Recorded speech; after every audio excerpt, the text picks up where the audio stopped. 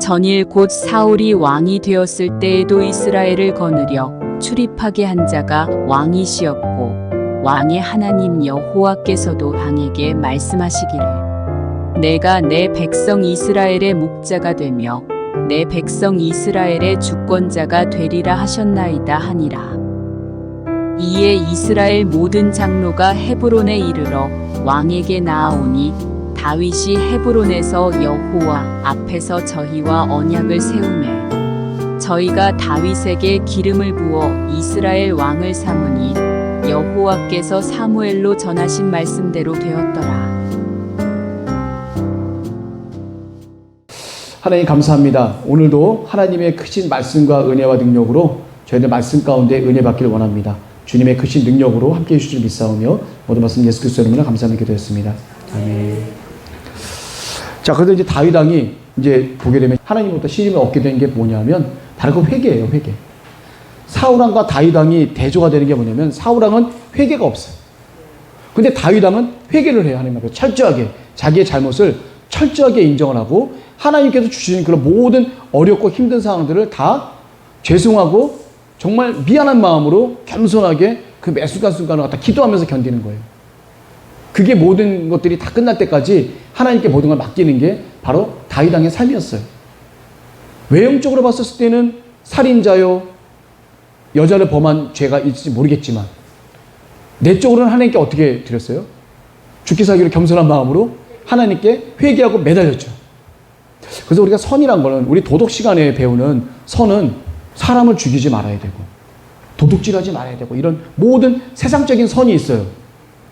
근데 하나님 은혜 가운데의 선은 좀 달라요. 그 세상적인 선을 포함하고 그리고 나서 더 큰 선이 뭐예요?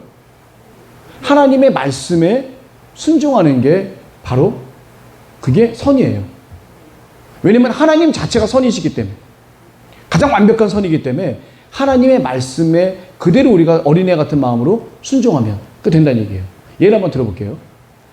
요단강을 건너기 전에 모압 지역에서 모압 여인들과 바알부올의 사건 아시죠? 바알부올.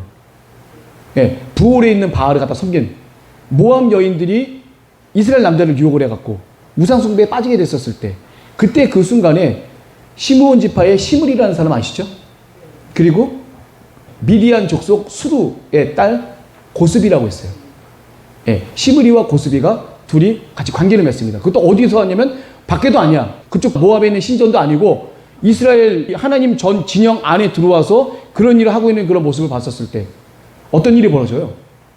이스라엘 진영에 역병이 놀아요. 역병. 모세님도 말씀에 따라서 그 잘못됐던 사람들 다 죽이고 어떻게 선명하고 해도 역병이 멈춰지지 않는데 어떻게 멈춰져요? 제사장 엘르아살의 아들 비느하스가 그 모습을 보고 들어가서 어떻게 돼요? 그 두 남녀가 이렇게 있는 곳에 창으로 위에서부터 아래까지 꽉 꿰뚫죠. 딱 그리고 난 다음에 어떻게 돼요? 하나님의 분노를 갖고 그 두 사람에게 살인을 저질러요. 찍어요. 그랬을 때 하나님의 진노가 멈추면서 이스라엘 진영에 돌았던 역병이 한순간에 싹 멈추게 됩니다.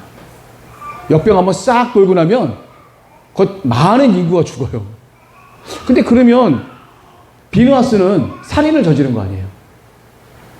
세상적으로 봤을 땐 살인을 저질렀는데 하나님 보시기에는 의로운 살인이 됐어요. 하나님의 우상 숭배를 했던 것을 철저하게 배격하고 없애버리는 결과가 된 거잖아요. 그래서 우리가 이게 선하다고 하는 것을 우리가 도덕적인 선한 것도 물론 있겠지만 그 도덕적인 선한 것을 포함하는 하나님께서 가져가시는 그 선이 있어요. 그 선의 기준은 바로 여호와 하나님의 말씀이에요. 우리에게 주시는 하나님의 말씀, 우리에게 주시는 응답. 근데 그런 것들이 세상과는 안 맞을 수가 있어요.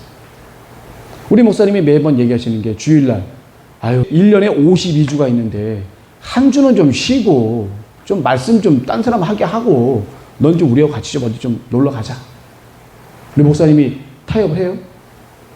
하나님이 이미 그렇게 하지 말도록끔 마음에 응답을 주셨는데 목사님이신데 어딜 내가 그걸 같이 가냐. 안 된다는 거 철저하게 딱 나가버리시죠. 세상적으로 보게 되면 참 어떻게 보면 서운한 거예요. 형제분들도 서운하고 다 이게 서운한 건데 목사님이 보시기에 하나님 앞에는 말씀에 바로 서게 된 그런 상황이 된 거죠. 그래서 우리가 봤었을 때 하나님께서 가져가시는 그 선을 우리가 좀 제대로 좀 알아야겠다. 이 성경에 나와 있는 이 말씀이 이 세상에서도 그렇고 하나님 나라에서도 그렇고 선인데 이 선을 가장 잘 지켰더라고 노력했던 분이 바로 그 다윗 왕이에요. 이 역대기는요. 이 역대기는 누구 중심이냐면 다윗 왕을 딱 하기 위해서 만든 거예요. 여기 보면 이제 제가 얘기하는 게 뭐냐면 바벨론으로 포로로 끌려갔다가 오는 사람들의 거의 대부분이 어느 지파 사람들이냐면 유다 지파 사람들. 다윗 왕의 후손인 유다 지파 사람들 오고 베냐민 지파 사람들. 그리고 북이스라엘에 있었던 몇몇 경건한 사람들의 후손들. 그런 사람들이 이제 오게 됐는데 대부분의 사람들이 어느 사람들이냐면 유다 지파 사람들이에요. 그래서 이 에스라가 대부분의 사람들에게 얘기한 게 뭐냐면 이 다윗 왕에 대한 그런 부분들을 아주 한껏 부각시키기 위해서 이 역대기를 갖다 적은 거예요. 온 사람들에게 마음에 선민 사상을 불어넣기 위해서.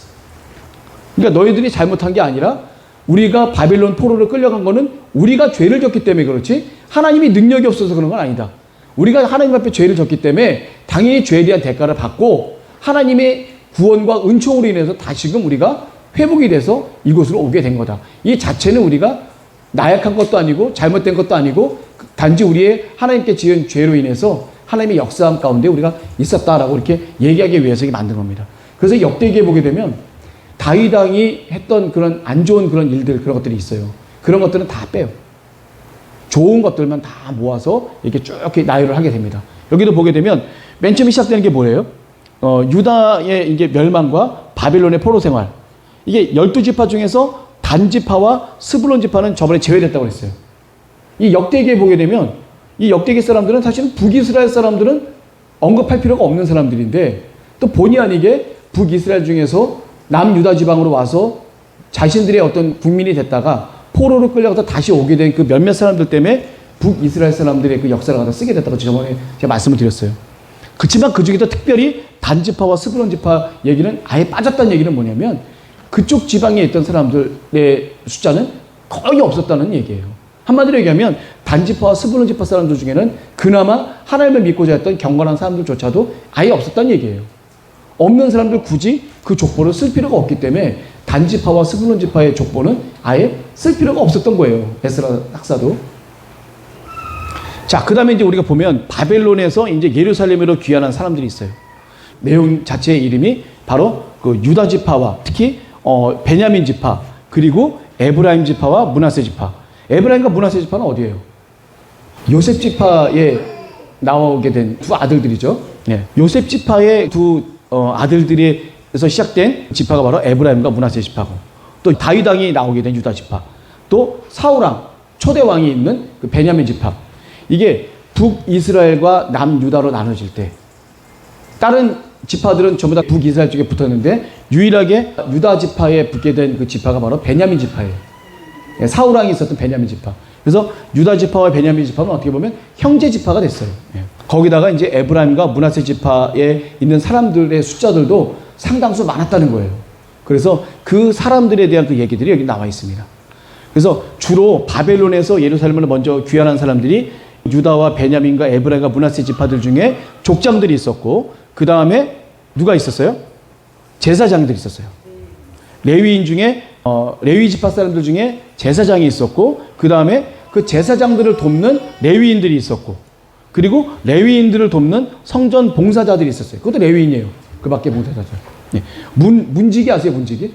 성전 문을 열고 닫고 하는 사람들. 그리고 성막에 보게 되면 진설병 아세요? 이게?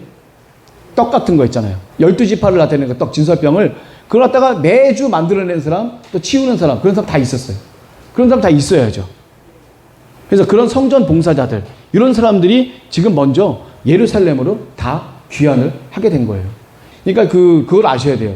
귀환을 한 사람들은 어떤 의미의 사람들이냐면 그래도 하나님의 신앙을 쫓고자 했던 사람들이 그나마 생각해서 다 예루살렘으로 귀환을 한 거예요. 아닌 사람들은 어떻게 돼요? 페르시아에서 좀 이렇게 잘 먹고 잘 살게 되고 자기가 굳이 자기 나라로 돌아올 필요 없고 그 다음에 하나님에 대한 사랑과 뜨거운 애정과 이런 거 없는 사람들은 안 돌아온 사람들 많아요. 그 명수에 포함이 돼갖고 예루살렘으로 온 사람들은 딱 구분이 되어 있습니다. 포로로 귀환될 때 몇 차에 걸쳐서 귀환한다고 제가 말씀을 드렸죠. 총 3차에 걸쳐서 첫 번째 스룹바벨에 의해서 4만 5천 명 정도가 귀화를 하게 돼요. 예루살렘을 오게 됩니다. 두 번째가 언제예요? 한 7, 80년 지나고 난 뒤에 에스라 학사에 의해서 한 2천 명 가까이인가? 그 사람들이 다시금 2차로 귀환을 하게 되고, 나머지 좀 있다가 누구한테요? 바사왕 아닥사스다의 술 반원장인 느헤미야가 마지막으로 유다 지파 사람들을 중심으로 해서 마지막으로 이제 포로를 귀환하는데, 그 포로 귀환자의 수는 정확하지가 않답니다. 그런 사람들이 지금 다 이렇게 복귀를 한 거예요. 이게 복귀를 한 이유는 뭐냐면, 이 사람들이 다시금 예전에 여호와 하나님의 성전을, 그러니까 중요한 건 뭐냐면, 바벨론으로 포로를 보낸 것도, 바벨론 포로에서 다시금 석방시켜서 예루살렘으로 오게 한 것도 하나님이신데, 그 하나님의 역사함을 온전히 깨닫기 위해서는 이 사람들이, 제사장들이 그동안에 못 드렸던 제사들과 또 하나님께 경배하지 못했던 그런 많은 것들, 그거를 다시금 회복하기 위해서 제사장들과 레위인들과 그 밖에 유다와 베냐민, 에브라임, 므낫세 지파들 중에서 일부 사람들이 하나님 예루살렘으로 이제 오게 된 거예요. 한마디로 얘기하면 하나님의 신앙을 다시금 재건설하고 회복하기 위해서 다시금 오게 된 거예요, 이 사람들이. 그래서 우리가 족보를 갖다 이렇게 나타낼 때, 이제까지 12지파에 대한 족보를 갖다 쭉 다 얘기를 했습니다. 단지파와 그 스불론 지파를 뺀 나머지 족보들을 다 얘기하고 나서 마지막으로 쓴 족보가 뭐냐면, 바벨론의 포로 생활을 하고 난 뒤에 누가 그러면은 예루살렘으로 왔는가에 대한 그 명단을 이제 마지막으로 밝히는 거예요. 그리고 나서는 그 다음에 뭐가 들어가죠? 이 바벨론의 그 포로로 있던 사람들이 들어오고 난 뒤에 다시금 또 얘기가 되는 게 뭐냐면 사울왕이에요. 사울왕을 등장시키는 이유가 뭐예요? 사울왕을 왜 등장시킬까요? 다윗을 빛내기 위해서 사울왕의 몰락을 도입을 할 수밖에 없었던 거예요. 목적이 뭐예요? 유다 지파의 다윗왕을 이 사람들에게 한껏 용기를 불어넣어주기 위해서, 다윗왕이 이런 위대한 왕이었다. 사울왕은 하나님께 이렇게 죄를 져서, 여기 보면 이따 제가 말씀드리겠습니다만, 사울왕이 죄를 지은 게 목록이 뭐가 있어요? 세 가지가 이게 성경에 나와 있는데, 하나님께서 사무엘을 통해서 했던 말씀을 순종하지 않았어요. 그리고 듣는 귀가 수양의 기름보다 낫다 하는 그런 말씀이 이제 여기 있었는데, 순종이 제사보다 낫다. 하나님의 말씀에 순종하는 게 하나님께 드리는 제사보다 낫다. 그러니까 우리가 다시 여기서 얘기하면 뭐냐면, 하나님께서 담임 목사님의 입술을 통해서 우리에게 원하시는 하고자 하는 그 어떤 명령이 냈을 때, 그 명령에 대한 순종이 우리가 여기 와서 드리는 예배보다 더 낫다. 우리가 하나님께서 말씀하신 거 순종도 하지 않으면서 예배 드리는 거는 아무 의미가 없다. 그 얘기하고 똑같았습니다. 그러니까 그만큼 하나님께서는 순종을 더 강요하셨죠. 하나님은 절대선이라는 그런 표현을 갖다 우리가 쓸 수 있기 때문에 하나님의 말씀이 곧 선이에요. 자, 그 다음에 여호와의 말씀을 지키지 아니했고, 또 뭐 하나 잘못했죠? 신접한 자를 갖다 찾아갔어요. 엔돌에 있는 무당을 찾아가서 사무엘 선지자를 끌어올리죠. 아니, 마귀한테 끌어올리면 그게 마귀지 사무엘 선지자님이 오겠습니까? 이게 왜 그렇게 되냐면, 블레셋 군대와 이제 한판 이제 붙어야 되는데 자신이 없거든. 두렵고 떨린 거예요. 그래서 하나님께 막 기도를 구하려고 그랬는데 막 기도를 구해요. 근데 하나님이 기도에 응답하지 않아. 너무 답답한 거예요. 좀 있으면 블레셋 군사들이 몰려와서 지금 붙을 것 같은데, 지금 이 상황을 어떻게 될지 모르니까 어떻게 돼요? 자기를 갖다 인도했던 사무엘 선지자를 만나고 싶은 거예요. 이미 죽은 사무엘 선지자를. 그래 어떻게 돼요? 급한 마음에 접신한다고 하는, 귀신과 만난다고 한다고 유명한 엔돌에 있는 무당 한 명을 찾아가게 돼서 그 사람한테 부탁을 해요. 뭐라고 하냐면, 사무엘님 좀 불러달라고. 이걸 하나님이 아주 굉장히 안 좋게 생각하신 거죠.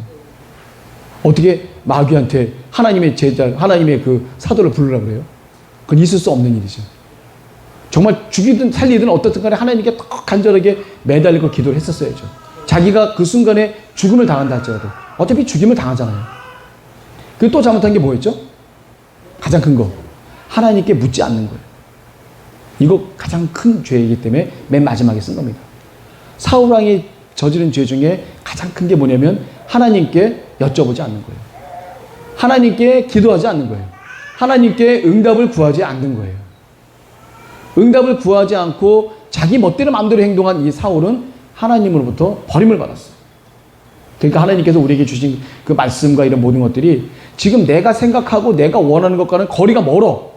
그래도 그 하나님의 말씀을 붙잡고 그냥 잘은 모르겠지만 한번 해보겠습니다. 우리 베드로이 그러잖아요. 베드로라고 하면은 그 갈릴리 지방에서 최고의 어부잖아요.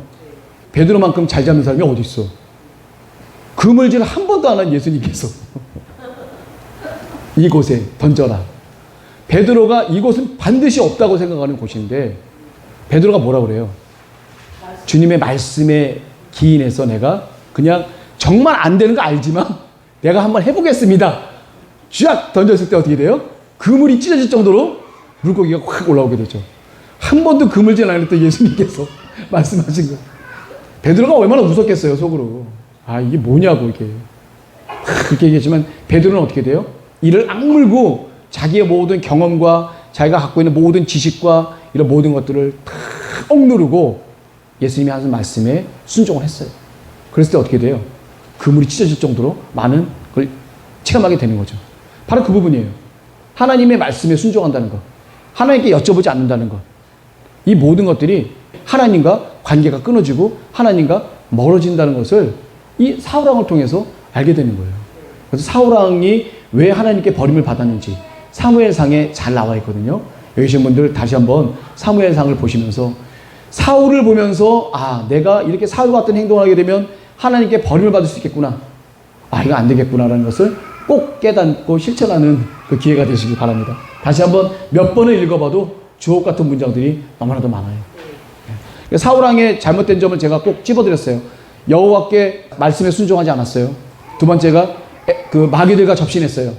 또 세 번째가 뭐냐면 하나님께 응답을 구하지 않았어요. 이렇게 되면 하나님과 멀어져서 관계가 끊어진다는 것을 분명히 아셔야 됩니다. 내가 지금 그런 건지 안 그런 건지 지금 잘 몰라요. 다윗왕처럼. 근데 어떻게 돼요? 집에 돌아가셔서 좀 조용할 때 하나님께서 1시간 동안 기도하라고 하시잖아요. 그 기도할 때 간절히 하나님께 구하세요. 저의 잘못된 것을 지금 보여달라. 내가 하나님 앞에 지은 죄를 하나님 지금 보여주세요. 내가 뭘 잘못했니? 난 잘했다고 생각했는데, 난 최선을 다했는데 하나님 보시기에 합당하지 않은 게 있다면 지금 저에게 말씀해 주세요. 열심히 기도를 구해서 하루하루를 다 조명하셨을 때 그때 하나님이 주시는 그 응답과 말씀이 내가 하나님 앞에 더 간절히 나아갈 수 있는 그런 계기가 될 수 있는 게 분명합니다. 그래서 하나님도 기도할 수 있는 시간을 주신 것 같아요. 자, 사울왕의 족보가 이렇게 있습니다. 제가 족보 띄웠나요? 저번 주에 띄웠던 그 족보입니다. 이 여이엘이라고 하는 사람이 있는데 이게 기브온 지방의 이거 창시자예요. 그 아들들이 쭉 있는데 그 아들 중에서 넬이라고 하는 사람이 있어요. 넬의 아들 기스와 아브넬이 있습니다. 자, 아브넬은 누구예요? 아브넬은 군장이죠. 네. 이스보셋의 군장이 아브넬이죠. 네. 그 다음에 이 사울왕 때도 중요한 역할을 했던 사람이에요. 그 다음에 기스, 사울왕이 있는데 그 중에 아들이 요나단과 말기수와 아비나답, 그 다음에 아비나답도 리스위라고 하기도 해요. 그리고 두 딸이 있고 에스바, 이스보셋이죠. 이 세 명과 사울왕은 여기서 말하는 길보아 전투를 갖다 말씀을 드리려고 하는데 그 지도 한번 떼보실래요? 이거 한번 볼게요. 이게 전체 이스라엘이에요. 이스라엘. 여기가 어디냐면 갈릴리 호수예요. 그 여기가 요단강입니다. 그리고 여기가 사해예요. 여기가 다 산맥이에요. 여기 산맥. 이게 태백산맥 하듯이 이게 산맥이야. 여기가 유다 산지. 보통 보면 중앙 산지라고 그래요. 여긴 산이에요. 산.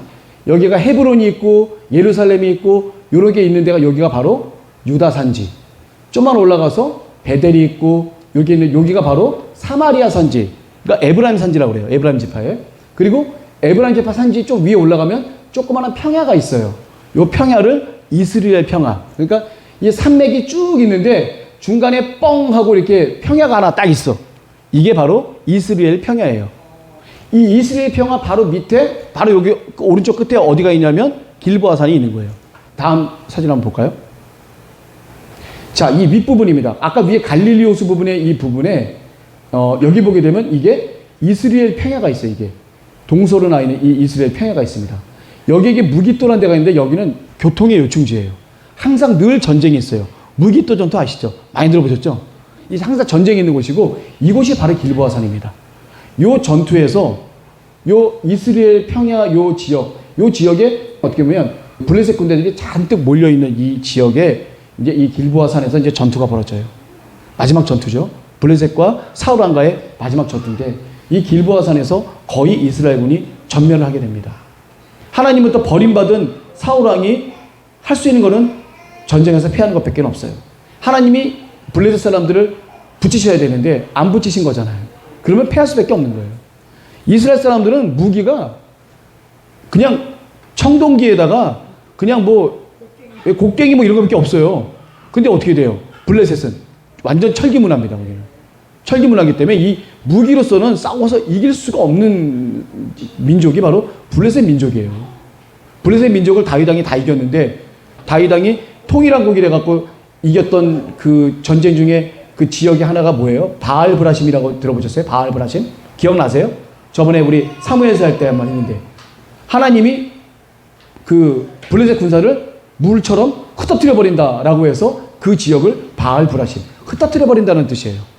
그런 뜻에 의해서 다윗 왕이 그렇게 명령 그 지역의 명칭을 바알 브라심이라고 쳤어요. 하나님의 초자연적인 힘이 블레셋 군사를 그냥 흩어뜨려 버린 거예요. 그냥 바람이 와갖고 이 되냐 이거예요.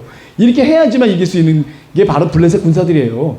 이 이스라엘 사람들은 기본적으로 일반적인 자기네 어떤 전투력 갖고는 이 블레셋 군사들하고는 이길 수가 없는 겁니다. 생각 한번 해보세요. 보병 1000명이 있는데 탱크 1000대를 이길 수 있어요? 보병 1000명이? 그거 똑같아요. 그러니까 그게 말이 안 되는 거예요. 하나님의 능력과 하나님의 초자연적인 힘이 있지 않고서는 그게 될 수가 없는 거예요. 미스바 대성회, 제가 저번에 말씀드렸죠. 우리 사무엘 선지자님이 미스바에 사람들이 다 모여서 대성회를 할 때 블레셋 사람들이 와요. 그럴 때 어떻게 돼요? 큰 떨림과 울림으로 블레셋 사람들을 확 흔들어 버리니까 완전히 와장창하고 그냥 무너져 버리죠. 그리고 또 언제 한번 또 이런 기적이 일어나죠? 사울의 아들 요나단이 믹마스에서 전투를 벌일 때 반일 경지단이라고 제가 한번 성경 퀴즈 한번 냈죠? 그 사람들 그 천막으로 가서 반일 경지단에 있는 사람 중에 한 10명인가 20명을 다 죽이고 그리고 난 다음에 어떤 일이 벌어져요? 그 지경에 큰 떨림과 두려움과 공포가 하나님이 한꺼번에 엄습을 해버리니까 이 사람들이 무서운 마음에 어떻게 돼요? 자기네들끼리 죽이는 거예요. 자기네들끼리 싸우는 거예요. 그런 사울왕이 멀리서 보니까 쟤네들이 왜 저렇게 싸우고 있지? 왜 저러는 거야? 자기네끼리 싸우고 있는 거예요. 그래서 여기 사람들 다 데리고 가서 거기에는 모든 그 군사들을 다 섬멸하게 됩니다. 그게 믹마스 전투예요. 근데 그게 어떻게 그게 되냐고요. 요나단이 그 힘 갖고 되냐고요. 그냥 반일 경지단에는 몇 명은 죽일 수 있지만 그 많은 군사들을 죽일 수는 없어요. 자, 여기가 바로 그 길보아산 전투가 이루어졌던 그 곳입니다. 이 북부 지방이에요. 그래서 이 길보아 전투에서 정말 가슴 아픈 일이지만 사울 왕과 그리고 다윗 왕이 정말 사랑했던 다윗 왕과 끊어질래야 끊어질 수 없는 남녀 간의 사랑보다도 더 위대하다고 하는 그 사랑, 남자들 간의 브로맨스가 아주 깊었던 요나단 왕자도 죽게 되고 둘째 아들 아비나답도 죽게 되고 셋째 아들 말기수아도 다 죽게 됩니다. 그래서 다 죽은 가운데 그 다음에 어떻게 돼요? 블레셋 군사들이 전쟁에서 다 이기잖아요. 그러면 가면서 군사들에 있는 옷들을 다 벗겨요. 그 옷들을 갖다가 자기네도 갑옷을 쓸 수가 있을 수 있고 또 다른 데도 쓸모있는 그 용도가 되기 때문에 일단 무조건 그 사람을 죽으면요. 거기 있는 사람들 다 옷을 다 벗겨요. 그리고 그 안에 있는 금은 용품과 이런 것들은 따로 전리품으로 또 챙기고 사람 하나만 남겨놓고 다 하는 거예요. 그런데 사울왕은 어떤 일이 벌어지냐면 그 사울왕의 시체는 특별히 목을 잘라요. 그리고 갑옷은 어떻게 돼요? 아스타롯 그 자기네 그 신전에다 놓고 예. 목은 다곤 신전 블레셋의 그 다곤 신전이 있죠. 다곤 신전에다가 아니 아들 3명은 목을 친다는 얘기는 없어요. 이렇게. 그래서 사울왕의 목이 잘린 시체와 그 다음에 세 아들의 시체는 벳산이라고 하는 그 성벽에 못으로 딱 두드려 박아갖고 벳산에다 딱 박아놔요. 성벽에다가. 다 보라 이거죠. 이 벳산이 여기에요. 여기 벳산. 여기 길보아산에서 전투했던 여기서 갔다가 요 벳산에 그 성이 있는데 벳산 성 그 벽에다가 목이 없는 사울왕의 시체와 세 아들의 시체를 벌거벗긴 채로 거기다가 못을 박아놓습니다. 다 보라는 거예요. 사울왕의 머리는 따로 보관하고 예전에 왜 골리앗 다윗 왕이 죽였을 때 다윗 왕의 칼을 갖다가 높 제사장의 그 제단에다 갖다 다윗 왕이 바쳤듯이 이게 자기의 그 그 신에게 그 장수의 어떤 그 용품들을 갖다 바치는 거예요. 그게 그 신에 대한 예의라고 볼 수가 있는 거겠죠. 이제 이스라엘의 그 대충 전경을 아시겠어요? 요게 이스라엘이고 요게 팔레스타인, 요게 바로 이제 강이에요. 갈릴리 호수, 요단강 사해. 여기를 넘어가. 여기가 요단강 동편이고 여기가 요단강 서편이에요. 그리고 요쪽 지역이 아스돗, 아스글로 여기가 바로 지중해에 있는 이 쉐펠라라고 하는 이 평야지대. 여기가 바로 블레셋 사람들이 있는 거처예요. 그리고 여기가 바로 브엘세바, 여기가 바로 헤브론. 여기 헤브론 산지에 갖고 다윗 왕이 처음으로 기름 부음을 받고 유다 지파의 왕이 됐던 이 자리가 바로 헤브론. 여기다 산이에요, 산. 여기. 자, 그다음에 사진 한번 넘겨주세요. 요걸 종단면을 딱 잘랐어요. 이스라엘을. 요거 참고로 한번 보려고 그래요. 자, 보세요. 예루살렘, 여기가 산이라고 그랬잖아요. 그리고 여기 밑에는 사해가 있고 요단강이 있고 뭐 여기 강이죠. 이 밑에 강은 마이너스 400m까지 내려가고 이 산은 700m까지 올라가요. 이 좁은 영토에 다양한 모습으로 이제 나오게 되죠. 아까 이게 중앙산지예요. 예루살렘에 있던 여기 중앙산지가 어떤 건지 아시죠? 중앙산지가 있고 그 바로 밑에 요단강이 있고 또 갈릴리 호수가 있고 사해가 있는 요곳은 이렇게 파이게 됩니다. 이스라엘 지형을 단면으로 수직으로 딱 잘랐을 때는 이런 모습이에요. 그러니까 이스라엘 모습이. 그러니까 요거를 보시면서 생각을 하시면 돼요. 요단 동편에 이 느보산은 760m가 되는 이 느보산이 어디예요? 모세님이 마지막으로 가나안을 바라봤었을 때 있었던 바로 그 산이 느보산이죠. 이 느보산에서 이 가나안을 바라본 거예요. 모세님이 들어가고 싶은데 하나님은 못 들어가게 하고 어떻게 할 수 없는 그 가운데 있었던 그 산이 바로 이 느보산이에요. 이 요단 동편에 있는 우리 이스라엘 사람들이 내려와서 여리고가 요 밑에쯤에 있어요. 여리고는 밑에쯤 평양에 있거든요. 길갈이 진을 치고 여리고를 점령하고 그래서 쭉 이 서편 지역에 있는 곳을 쭉 다 이렇게 그 점령을 하게 되는 게 바로 우리 가나안 그 정복 사업이죠. 이스라엘을 딱 단면으로 이렇게 세로로 딱 자른 게 이거예요. 그리고 그 다음 사진 한번 보실래요? 요건 횡단면.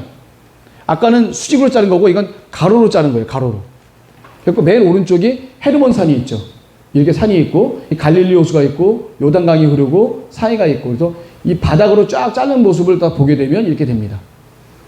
헤르몬산, 다볼산, 나사렛, 에발산, 그리고 예루살렘 이렇게 여기 중앙 산지예요. 이거 중앙 산지를 중심으로 해갖고 횡단면을 봤었을 때는 이 바닥 가로로 자른 모습을 봤었을 때는 이스라엘이 이런 모습이 이렇게 됩니다. 이거 다 교재에 제가 참고 자료를 제가 다 넣어놨어요. 그냥 보시면 이해가 안 되겠지만 말씀을 보시면서 이해가 안 되는 부분이 있으면 저한테 따로 개인적으로 질문해 주시면 돼요. 이 제도에 관련돼서도. 네, 됐습니다. 자, 이제 제가 마지막으로 좀 정리를 좀 해볼게요. 사울왕에 대한 어떤 그 역사나 사울왕도 잘한 게 있거든요.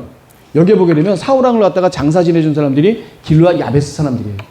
근데 길르앗 야베스가 어떤 지역이었었냐면 암몬왕 나하스가 길르앗 지역을 침략을 하려고 했었을 때 이 사울왕이 구해주게 됩니다.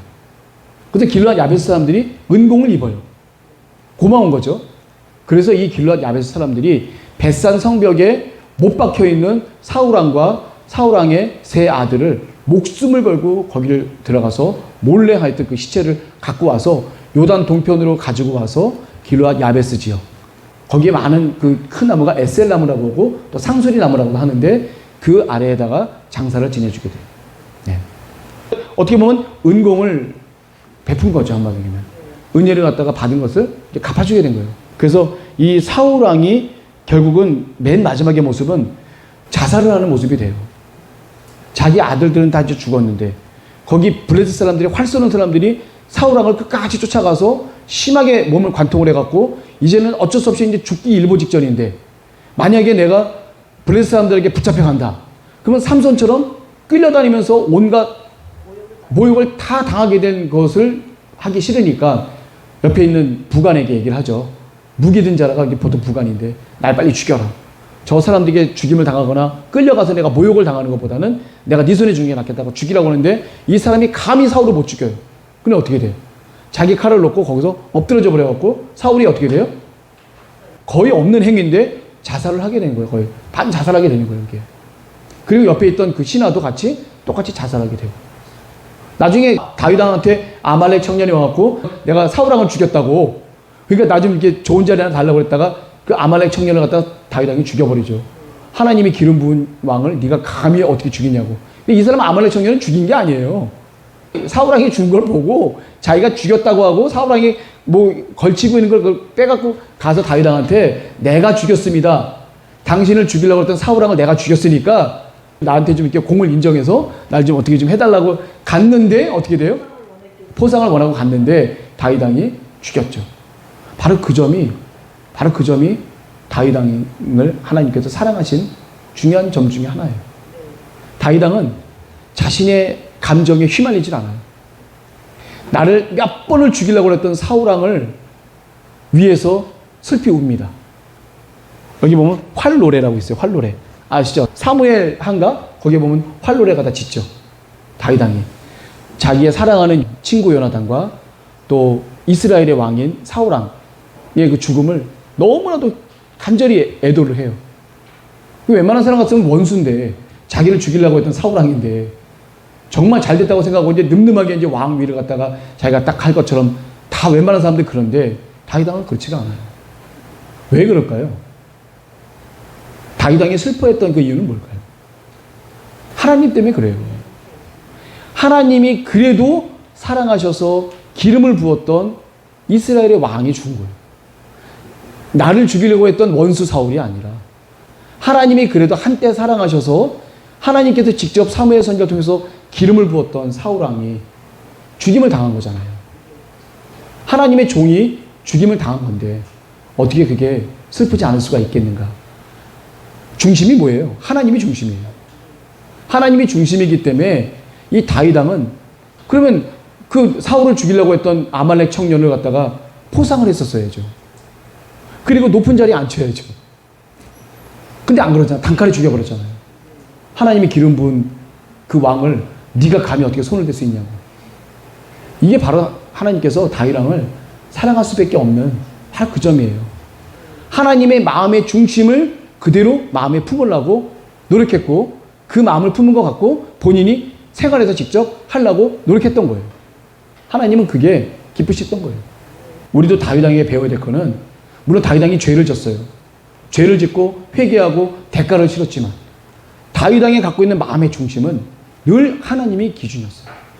하나님의 마음이 어떤 거냐를 갖다가 다윗왕은 살폈어요. 살핀 그 하나님의 마음을 다윗왕은 실행에 옮긴 거예요. 그게 하나님 기쁘셨다는 거예요. 사울왕하고 달라요. 사울왕은 맨 처음에는 뭐 은사도 받아갖고 환상도 보고 예언도 하고 막 그랬지만 그건 잠시뿐이에요. 하나님은 온데간데 없어요. 내가 왕이 됐으니까 이제는 뭐 내 마음대로 모든 걸 할 수 있는 하나님이 명령하셨는데도 자기 마음대로 제사 지내잖아요. 마음대로 하잖아요. 이렇게. 이런 교만함 이게 있어서는 안 된다는 얘기예요. 다윗왕이 갖고 있는 철저한 겸손함과 하나님의 마음을 살필 수 있는 그런 간절함이 우리에게도 필요하다라는 것을 제가 다시 한번 좀 느끼게 됩니다. 이 사울왕이 어떻게 보면 철저하게 몰락한 거잖아요. 그냥 사울왕이 이스라엘 왕으로 승승장구한 게 아니라 하나님 앞에 죄를 지었기 때문에 좀 전에 말씀드린 그 죄의 몫을 제가 세 가지 말씀을 드렸잖아요. 그걸로 인해서 하나님 앞에 철저하게 버림을 당하고 그 집안이 아예 몰락을 해버렸어요. 반면에 하나님을 사랑했던 다윗왕은 이제 어떻게 돼요? 승승장구하게 되는 다윗왕의 그 집안이 크게 일어나게 되는 그런 부분을 거꾸로 이제 일으키려고 다윗왕을 잘 설명하기 위해서 사울왕을 이렇게 몰락한 그런 모습들만 보여준 거예요. 사울왕이 좋은 행동들 또 사울왕도 나름대로 행적을 잘했는데 그거는 다 숨겼어. 그리고 사울왕의 비참한 모습을 두각을 시키는 것은 바로 다윗왕의 하나님께 드리는 그 뜨거움과 기쁨과 하나님을 사랑했던 그런 마음을 두각을 시키기 위해서. 그래서 포로로 다시 왔던 그 사람들에게 다시금 선민 사상을 불어넣어줘서 다윗왕의 후예들인 너희들은 하나님이 사랑하신 사람이고 그것도 태초부터 사랑했던 아담부터 시작했고 태초부터 사랑했던 너희 선민들이다라는 것을 말씀하기 위해서 한 겁니다. 간단하게만 얘기하면 다윗왕은 기름을 3번 부음을 받아요. 어떻게 받죠? 맨 처음에 사무엘에 의해서 기름을 한번 부음 받아요. 이스라엘 왕으로 기름을 받고 그 다음에는 헤브론에서 유다 지파 장로들에게 기름을 또 받아서 유다 지파의 왕이 돼요. 유다의 왕이 되죠. 그 다음에 마지막으로 어떻게 돼요? 그 밖에 이스라엘 지파에 있는 장로들이 헤브론까지 와서 다윗왕에게 기름을 부으면서 우리들이 왕이 되라고 해요. 그래서 세 번 기름 부음을 받음으로 인해서 다윗 왕은 온전히 전체 이스라엘의 왕이 되게 됩니다. 그 장면부터가 나와요. 그 장면부터가. 그 전에 거 나오지도 않아요. 전체 왕이 된 것부터 부각이 돼서 나타납니다. 이게 바로 에스라 학사의 그 표현 방법이에요. 위대한 다윗 왕의 모습. 그리고 어떻게 돼요? 다윗 왕이 기름 부음 받고 전체 왕이 됐어요. 그 다음에 했던 게 어떤 거였죠? 예루살렘을 점령합니다. 예루살렘은 그때까지 여부스 족속이라고 있는데 예루살렘 그 자체는 거기 이스라엘 전체 사진 한번 봐주실래요? 여기 보게 되면 예루살렘이 이 산악지대 맨 위에 있어요. 그러니까 산 위에 예루살렘이 있고 거기다 성을 져갖고 아예 그냥 난공불락의 성이 돼버렸어요. 예루살렘은 진짜 무너뜨리기 힘든 그 성이에요. 유일하게 들어갈 수 있는 게 뭐예요? 이 예루살렘을 점령하는 사람에게는 내가 군대 장관을 주겠다 해서 누가 들어가요? 요압이 들어가게 되죠. 이 예루살렘으로 들어가는 이 수로가 관통하는 게 수로가 있는데 그 수로를 타고 그거밖에는 없어. 들어갈 수 있는 유일한 길이 워낙 난공불락이어서 그 수로를 타고 들어가서 예루살렘을 갖다 점령을 하게 됩니다. 그래서 예루살렘을 갖다가 다윗 왕이 점령을 하고 난 뒤에 토성을 더 쌓게 되죠. 그 약간 좀 이렇게 후미진 곳, 이게 예루살렘 성도 북부 지방은 약간 좀 후미진 곳이 있어갖고 그 후미진 곳에 그 안쪽에다가 성벽을 다시 쌓아요. 이중으로. 성벽이 있는데 그 안쪽에다가 또 성벽을 쌓아갖고 이중으로 성벽을 쌓습니다. 완전히 난공불락의 그 성을 만들어버리는 게 바로 다윗 왕의 또 건축 사업이었었어요. 이 예루살렘을 새로운 도읍지로 선정을 해서 헤브론에서 이제 예루살렘으로 오게 되죠. 그래서 헤브론에서 7년간을 왕으로 지내다가 다시금 이렇게 와서 33년간을 왕을 갖다가 예루살렘에서 지내면서 총 40년간 이스라엘을 갖다 통치하게 되는 게 바로 다윗 왕입니다. 이 다윗 왕이 그냥 왕이 된 게 아니에요. 다윗 왕에게는 막강한 군사력이 있어요. 일당백인 사람들이 있어요. 일당백인 사람들이 이게 누구냐면 총 세 부류의 사람들이 있어요. 아마 사무엘하 23장에 나오는 사람들이에요. 다윗의 첫 번째 세 용사가 있어요. 3명 있는데 이 사람은 최고의 난공불락의 사람들이에요. 그 누구도 이길 수 없는 이 3명의 사람들이 있어요. 야소부암, 엘르앗살, 삼마. 이 삼마라는 사람은 녹두밭에 블레셋 사람들이 새까맣게 모였는데 전부 다 이스라엘 군사들이 다 도망갔는데 이 사람 혼자 남아서 그 수많은 블레셋 군대 사람들을 다 죽여버린 거예요. 이게 삼마예요. 이 엘르앗살도 마찬가지고. 그리고 야소부암도 엄청난 그 사람이죠. 다윗의 그 30인의 대장이라고 보면 됩니다. 제가 이제 12장에 가보면 알겠지만 그 12반으로 나와요. 12반. 우리 총반장님 계시긴 한데 12반으로 나와요. 12반. 12반으로 나와서 한 반에 24,000명씩 그거에 대장이 있어요. 그래서 그 한 반이 한 개월을 책임져요. 1년이 12달이죠. 그래서 한 반이 한 달을 책임져서 12개의 반이 한 달씩 책임지면 1년을 책임지잖아요. 이 나라의 어떤 수비와 방어, 이걸 갖다가 군사적인 그런 모든 걸 막아주는 게 바로 그 반이에요, 반. 그래서 1월 달에 지키는 그 반장이 바로 야소부암. 1월을 지키는 수많은 군사의 대장이 바로 야소부암이고, 엘르앗살은 2월의 반장이고, 삼마는 그 반장은 아니지만, 이 사람도 대단한 사람들이, 이 다윗 왕의 첫 번째 세 용사는 한마디로 하면 레전드, 전설이에요, 전설. 이 사람들보다도 사실은 어떻게 보면 이 두 번째 세 용사가 더 유명해요, 사실은. 그 성경에 나와 있어요. 이 사람들만큼 전투력은 안 되는데 충성심만큼은 대단한 사람들이 바로 아비새와 분하야와 익명의 용사가 있는데 이 익명의 용사는 도대체 누구예요? 아니 뭐 다 있는데 왜 하필 익명의 용사가 왜 있냐고. 제가 봤을 때는 요압이지 않을까라는 생각이 들어요. 이 요압만큼 정말 지략이 뛰어나고 대단한 사람이 없어요. 근데 이 요압은요, 이 야소부암 엘르앗살이 반장이잖아요. 이 12반장들을 총관장하는 군대의 대장이 요압이에요. 근데 요압은 뭐 어떻게 된 거예요? 다윗 왕을 하도 괴롭히니까 누굴 죽였어요? 그쪽에 아브넬도 죽이고 압살롬 죽이잖아요. 그래서 이 다윗 왕이 정말 죽이지 않았으면 하는 사람들을 많이 죽였어요. 죽인 이유는 뭐냐면 자기의 지위를 그냥 가져가기 위해서. 자기의 지위를 가져가기 위해서 다 죽여버린 거예요. 왕은 죽일 원하지 않는데 자기 이익을 얻기 위해서 그 사람들을 다 죽였단 말이에요. 그래서 어떻게 돼요? 나중에 솔로몬에게 죽이라고 그러죠. 그래서 어떻게 보면은 이 요압은 제가 봤을 때는 다윗 왕에게는 필요악이었었는데 다윗 왕이 어느 곳에서 전쟁을 승리할 수 있는데 가장 현격한 공을 세운 게 바로 요압이지만 사실은 다윗 왕의 마음속에 큰 상처를 남겼던 사람도 요압이기 때문에 요압이 이 익명의 용사 중에 한 명은 그냥 우리가 예상하건대 요압이 아니었었겠냐. 제 생각입니다. 익명의 용사가 누군지는 잘 몰라요. 근데 요 세 명이 있는데 베들레헴에 블레셋 군사들이 가득 있는데 다윗 왕이 혼잣말로 얘기를 해요. 아, 내가 저 베들레헴 살았을 때 저기 베들레헴 성 우물가에 그 물이 너무 먹고 싶었는데 야, 그 물 한번 먹고 싶다. 혼잣말로 얘기를 했더니 옆에 있던 두 번째 세 용사 이 3인이 그 얘기를 듣고 뽀르륵 가갖고 베들레헴 가갖고 그냥 죽음을 각오하고 들어가서 베들레헴에 있는 그 우물의 물을 떠갖고 와요. 그리고 다윗 왕에게 갖다 줘요. 다윗 왕이 딱 먹고 어우 잘했어. 그리고 한 잔 쭉 마시면 되는데 다윗 왕이 어떻게 생각해요? 떠온 이 물을 뭐라고 생각해요? 이 세 사람이 목숨을 걸고 들어가서 떠온 이 물은 그 사람들의 피값이라고 생각한 거예요. 피라고 생각한 거예요. 우리 제사 드릴 때 짐승의 피를 먹어요? 어떻게 돼요? 번제단에 뿌려요. 이렇게. 예. 희생 피는 이 뿌리도록 되어 있기 때문에 하나님 앞에 전제로 그 물을 자기가 차마 못 먹어요. 그리고 하나님께 정말 잘못됐다고 회개를 해요. 내가 이 사람들 목숨을 함부로 여겨서 이렇게 된 이거는 제가 감히 먹을 수가 없습니다라고 이게 부어서 이제 하게 된 하나의 일화입니다.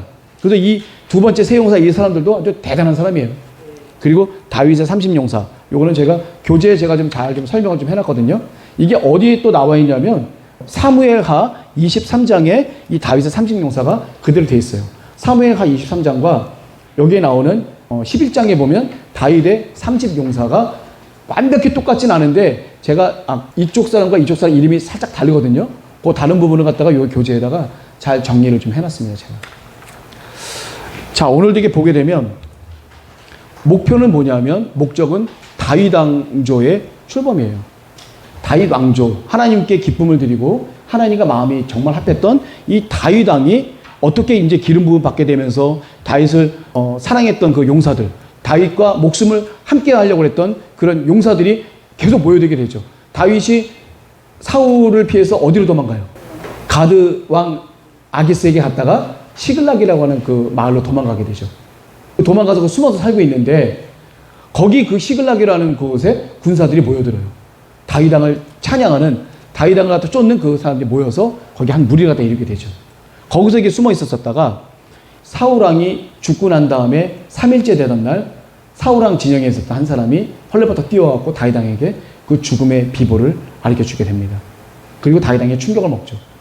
그리고 바로 헤브론을 가서 거기서 유다 지파의 장로들에게 기름 부음을 받고 유다의 왕이 되고 그 다음에 또 어떻게 돼요? 북이스라엘의 이스보셋이라고 사울의 왕의 아들이 있죠. 아들이 그 군장 아브넬과 같이 대치하고 있다가 아브넬이 투항을 하면서 전체 그 지파에 다시 다윗 왕이 왕이 되죠. 그 아브넬이 사실 다윗 왕에게 투항을 했는데 투항을 하게 되면 결국 군대장관 요압과 맞수가 되니까 요압은 아브넬을 살려두면 안 되는 거예요, 사실. 그러니까 어떻게 돼요? 조용히 가서 아브넬을 죽여버리죠. 그 다윗이 굉장히 실망을 또 하게 됩니다. 그래서 다윗 왕의 30인의 용사를 보게 되면 이방인도 있고요. 사울 왕 쪽에 있는 사람들도 있고 여러 군데의 사람들이 있기 때문에 한마디로 얘기하면 포용력이 되게 뛰어났던 그 왕이에요.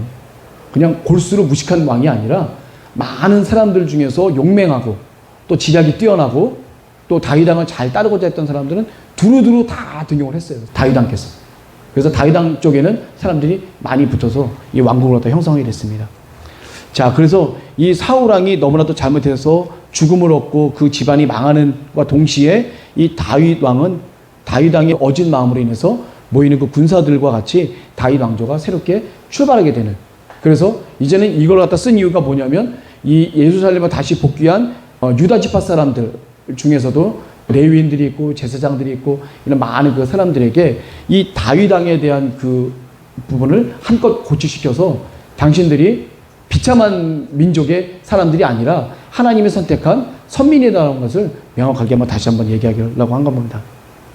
그리고 아까 맨 처음에도 말씀드렸지만 우리가 좀 지켜봐야 될 것 중에 뭐냐면 우리가 직분자들의 반응, 이게 바로 다윗 왕도 마찬가지예요.